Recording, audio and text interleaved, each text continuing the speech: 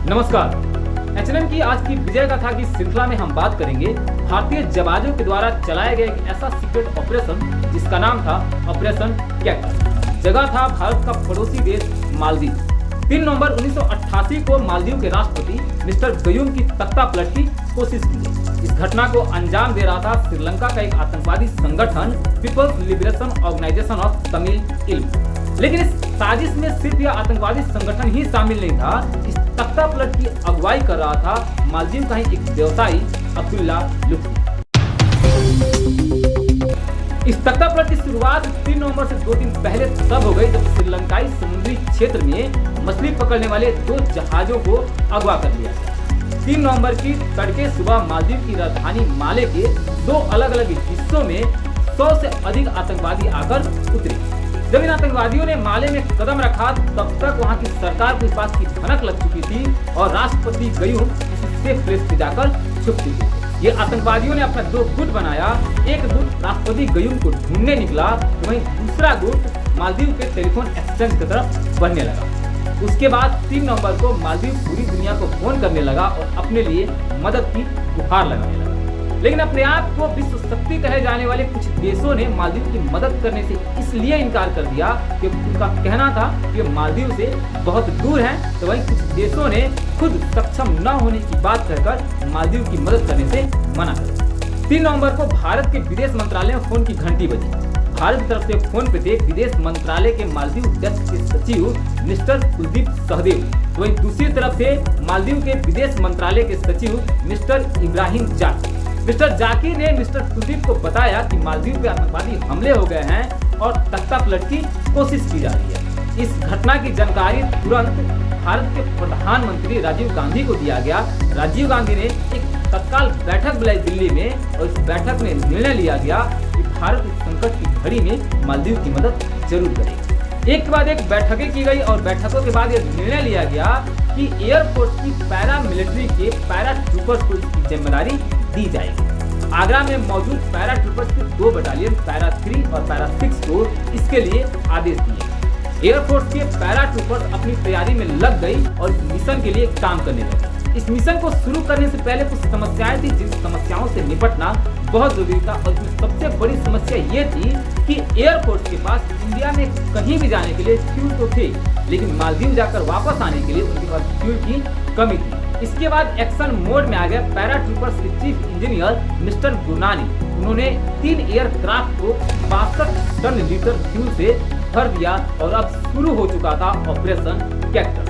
हमारे Indian air force के 3 विमान हिंद महासागर के ऊपर अपने पैरा ट्रूपर्स के जवानों को लेकर उड़ना शुरू कर दिया था। तब तक फिर से भारत के प्रधानमंत्री कार्यालय में फोन की घंटी बजी। इस बार भारत की तरफ से फोन लाइन पर थे प्रधानमंत्री कार्यालय के सचिव मिस्टर रोनेन सेन। तो वहीं दूसरी तरफ थे मालदीव के विदेश मंत्रालय के सचिव मिस्टर इब्राहिम जाकिर। मिस्टर जाकिर ने मिस्टर रोनेन सेन को बताया कि आतंकवादियों ने मालदीव के टेलीफोन एक्सचेंज से कब्जा कर लिया है। मिस्टर रोनेन सेन ने मिस्टर जाकिर से कहा कृपया आप फोन न रखें, क्योंकि जैसे ही मिस्टर जाकिर फोन रखते वहां टेलीफोन एक्सचेंज में एक लाइट जल जाती और आतंकवादियों की खबर लग जाता कि मिस्टर जाकिर किसी से फोन लाइन की बात कर रहे हैं। मिस्टर जाकिर और मिस्टर रोनेन सेन के बीच में लगभग 18 घंटे तक फोन पे बातचीत होती रही, जब तक कि टेलीफोन एक्सचेंज को आतंकवादियों से छुड़ा न लिया जाए। इधर दूसरी तरफ जब तक हमारे जवान मालदीव पहुंचे तब तक अंधेरा हो चुका था।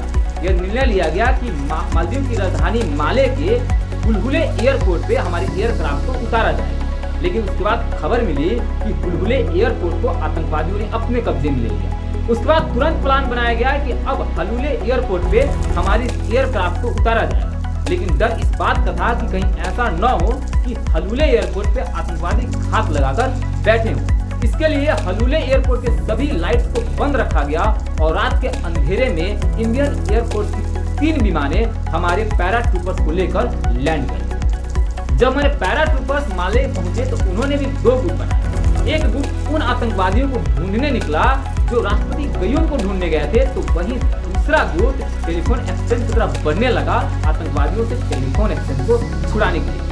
अब यही वक्त था जब मालदीव में दृश्य बदलने वाला था और इस तख्ता पलट की पूरी पटकथा विपरीत होने वाली थी। रात को 2 बज रहे थे और खबरें आई कि लगभग 70 आतंकवादी जिन जहाजों से आए हैं उसमें से एक जहाज से अब वो भागने लगे। लेकिन खबर इतनी सीधी भी नहीं थी, क्योंकि उन आतंकवादियों के साथ मालदीव के ट्रांसपोर्ट मिनिस्टर, उनकी पत्नी और कुछ मालदीवी नागरिक भी थे जिनको वे आतंकवादी लेकर जा रहे थे। जैसे ही खबर मिली उसके बाद इंडियन नेवी एक्टिव हो गई और इंडियन नेवी के 2 युद्धपोत को आईएनएस गोदावरी और आईएनएस बेतवा को उनके पीछे लगा दिया गया। ये दोनों इंडियन नेवी के आईएनएस उनके पीछे थे, उनका पीछा कर रहे थे और उन आतंकवादियों से बातचीत भी कर रहे थे, क्योंकि मकसद था उन आतंकवादियों को सरेंडर करने के लिए मना लेना और मालदीवी नागरिकों को सुरक्षित बचाना। अब रात का पहर बदल चुका था और अब तारीख थी 4 नवंबर 1988।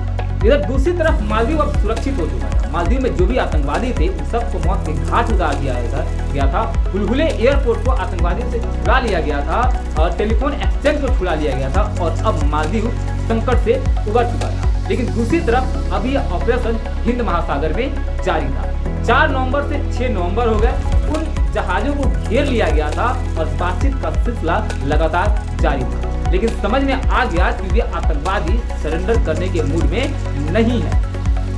6 नवंबर की रात को एक और खबर ऐसी थी जो भारतीय खेमे में हलचल मचा दी। खबरें यह थी कि आतंकवादी जैसे ही श्रीलंका के समुद्री क्षेत्र में पहुंचेंगे वे लोग उस जहाज को डुबा देंगे मालदीवी नागरिकों के साथ। ये खबर मिलते ही हलचल बढ़ गई और उसके बाद फिर से एक्शन मोड में आ गए आईएनएस गोदावरी और आईएनएस बेतवा। फिर से पहर बदल चुका था और अब 7 नवंबर का दिन था। 7 नवंबर को सुबह होते ही अब ये दोनों युद्धपोत आईएनएस गोदावरी और आईएनएस बेतवा उन आतंकवादियों पे कहर बनकर बरस पड़े और गोलीबारियां शुरू कर 70 के 70 आतंकवादी मारे गए। इस गोलीबारी में मालदीवी नागरिकों को कुछ नहीं हुआ था, लेकिन हाँ, ट्रांसपोर्ट मिनिस्टर के पैर में गोली जरूर लगी थी, जिनका इलाज भारत में किया गया। जब ये सभी मालदीवी नागरिक सुरक्षित बचा लिए गए और उसके बाद उस मछली पकड़ने वाले जहाज को समुद्र में ही दफन कर दिया। अब यह ऑपरेशन कैक्टस खत्म हो चुका था, सभी आतंकवादी मारे जा चुके थे और अब मालदीव सुरक्षित बच चुका था।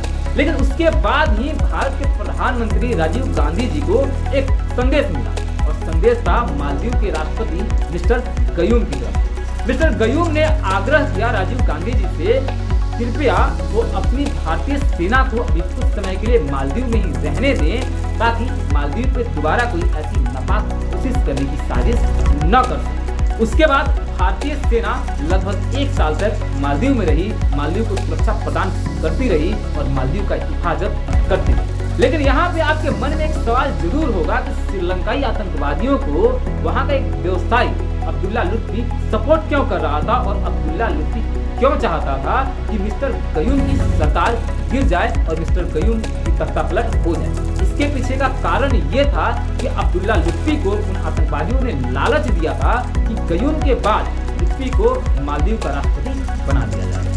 आपको भारतीय जवानों का ये विजय गाथा कैसा लगा और आप भारतीय जवानों की कौन सी विजय गाथा की कहानी सुनना चाहते हैं, कमेंट बॉक्स में जरूर बताइएगा। हम मिलेंगे विजय गाथा की श्रृंखला में फिर आज। नमस्कार।